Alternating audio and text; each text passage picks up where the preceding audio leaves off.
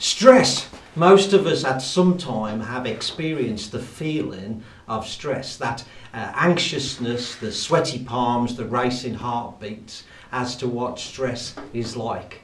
Stress in the workplace is a real issue these days, and 1 in 6 of all employees will suffer with some kind of mental illness, some kind of mental stress or anxiety or depression. 1 in 5 of all employees will take time off because of stress. But the interesting thing is that most of them will lie about the reason why they're taking that day off. So how much is it costing industry? How much is it costing productivity? How much is the cost to our own staff about the issues of stress in the workplace? Well, that's what the purpose of this discussion is today.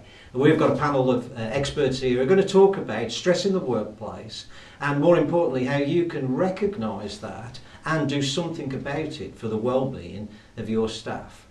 So, first of all, Dr. Mahnaz, tell me, what is stress?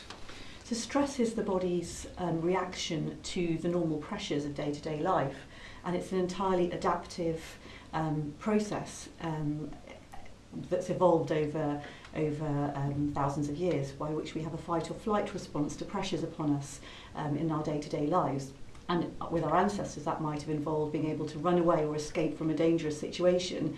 But nowadays, for example, in the modern workplace, there's a much lower level of chronic ongoing pressure, which can lead to chronic ongoing stress. So the kind of reactions that you get to that as an individual are the elements of the fight or flight response, in fact. So you have things like your heart beating more quickly, your breathing rate can increase, your blood pressure can go up, you can sweat, you can get sweaty palms, and many other physiological changes that are part of the fight or flight response.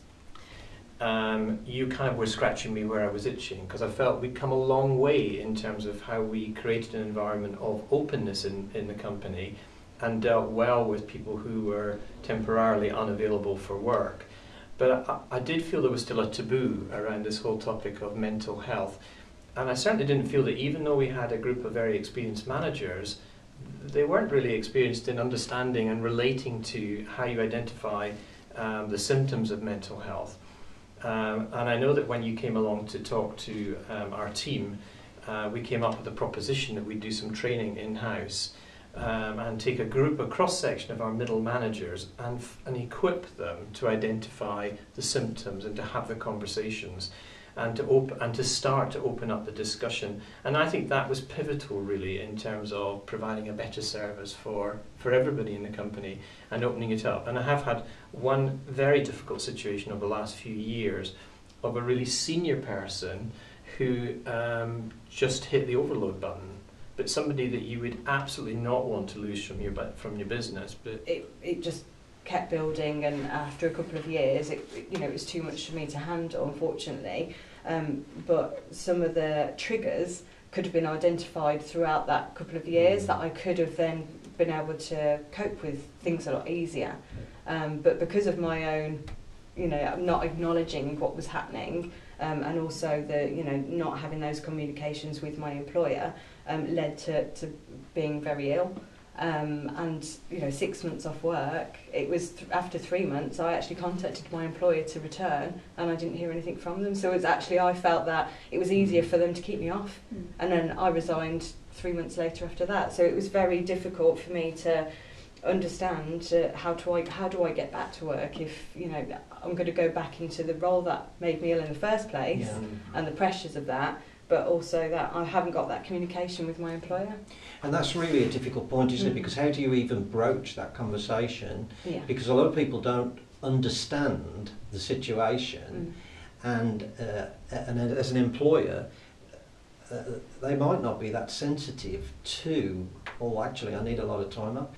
But once an employer becomes aware that there's a work-related stress issue, they need to start acting straight away, and that's what we advise our clients. They need to get an occupational health report, they need to bring in external support through the medical profession to ensure that the employee is protected. So first of all, to establish what the issue is, the core issue is. And employers are under a lot of pressure. They have to they have to have an output. So, and their resources are their employees, so consequently they need to look after those in order to maintain that and to maintain that business and the viability of the business. So if it's purely work related, because there are a lot of factors that generate a stress condition, and some are home related and some are very definitely work related. If it's in the work environment, then the employer has to look long and hard at itself to see how they have enabled or put that employee into that position where they are suffering from stress. And it's often related to lack of resource. So they're loading up employees with work, they're not providing additional support because they're cutting down on their staff. So it is really about the employer taking responsibility for that. Kevin, we've been talking about how employers can face this situation, how they need to be aware of this situation. You've got over 700 companies and 40,000 employees that are part of Paycare.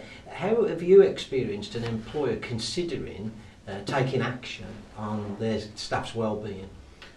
Well, part of our core benefit offering, we offer an EAP scheme, Employee Assistance Programme. And that is a great service and is really valued, and we see it is being used regularly by individuals, employees within the businesses that we work with. However, my view, although it's a great service that we offer, if somebody has to pick up that phone to call that 24/7 helpline, in my view that's a failure. And people might think that's a strange way of looking at it. However, what I would say is if a lot of our core benefits are concentrating on physical health and well-being. So if somebody has to go to the dentist and has to have all their teeth out, that's a failure. It's a failure to be proactively maintaining your physical health and well-being. My background was in manufacturing and large engineering businesses.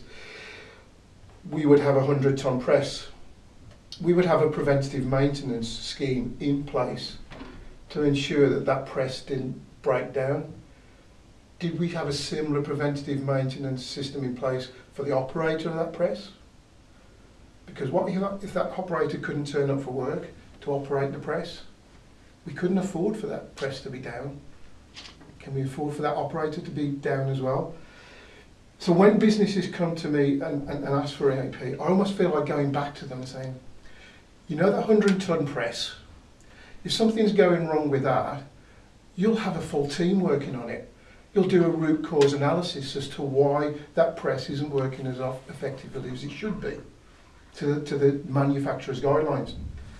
If you have somebody in your business that isn't operating how you think they should be, do you do a full root cause analysis of that? And is that the reason you're coming to me for an EAP scheme?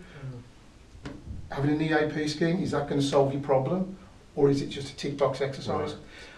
Don't we always end up sometimes having these conversations that are just so full of cliches? You said this earlier on. Pull your socks up. What's the matter with you? You know, there's far more people worse off than you. And that can be sort of really damaging because then people don't feel safe. I mean, how can people get rid of those kind of cliches? It's just about being mindful of the language that you're using, really. Even if you don't realise someone's experiencing issues with stress, because obviously we can hide it very well. It's just about being mindful of the language you use as managers, and also about taking the time. We're all really busy people, but if you take the time just to, sit down and have a conversation, think about your body language, be relaxed and open. Don't keep checking your emails, looking at your watch, thinking, oh, I've got to be somewhere else, shuffling papers. Just be present for that person so that they know that you're there to support them. Yeah. Well, that brings together a fascinating discussion about stress in the workplace. So we've identified that there are a number of different problems that either are in a workplace already or will be there at some time in the future. And an employer, if they want to take care long term of the well-being for their organisation, is to take some proactive steps now, and that could be contacting Katie at Altruist or working with Kevin at Paycare to put into some operations, some practical solutions. Now, if you want to know more about this, you can visit their websites, you can visit Altruist or Paycare. But there is, you'll see on a screen, a link that you can click on, which will give you a free download of a checklist to start this process. You can also follow Paycare and Altruist on Twitter, and no doubt if you've got any more questions, it would be great for Katie to hear from you. So thank you for watching this video.